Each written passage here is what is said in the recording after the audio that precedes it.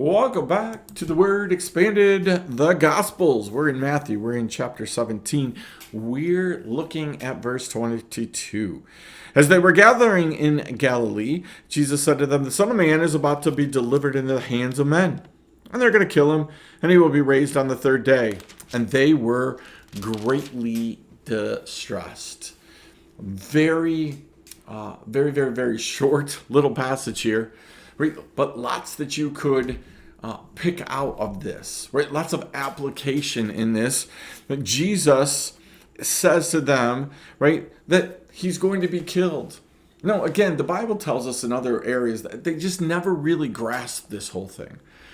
Their whole concept of Jesus was that he was going to become king physically in nature on this world, and they were going to benefit from that.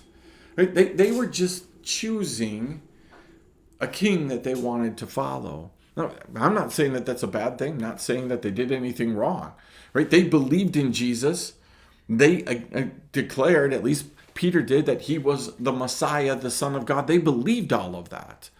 But it's the application part that we have a little bit of a problem with, right? Their application was that he was going to establish his kingdom right here on earth, and they were going to help him do it. Now, he let them think that, and that's what they were doing. Only it was a different kingdom. And that's the part where they continually got frustrated, continually just could not grasp. And guess what? That's the same thing with you and I. We get frustrated and we cannot grasp that Jesus is building his kingdom on this earth. Only it's a kingdom, right, that he gets to set the parameters and the rules. And it's a kingdom where he is not here physically overseeing the kingdom. And that's where most of us want most of the time. We want Jesus to be here physically controlling things, physically making things happen. And so we have created this whole physical kingdom when really the Bible is talking more of a spiritual kingdom. When Paul says your battle is not against flesh and blood, that's hard.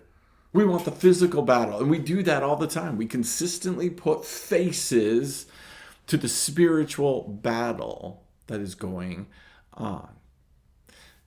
And Jesus was never setting up a physical kingdom at this moment. Oh, it's coming.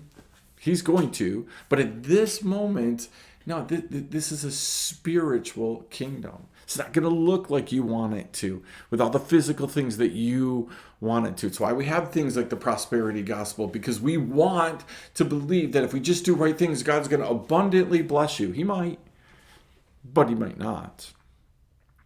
It's not going to look like we want it to. And that's why the last verse, the last sentence, "and they were greatly distressed," is so important.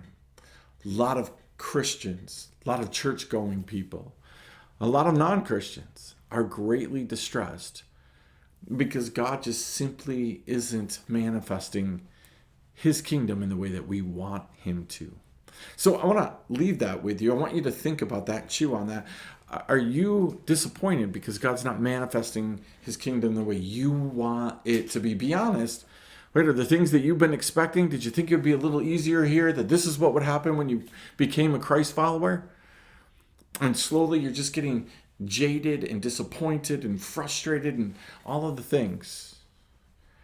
Because the kingdom just really, truly doesn't look like you want it to. Are you going to a church? Have you built a church? Are you a pastor and you built a church that's the manifestation of the way you think the kingdom of God should be?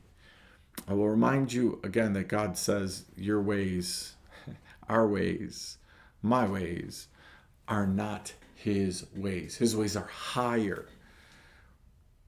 His ways are way above.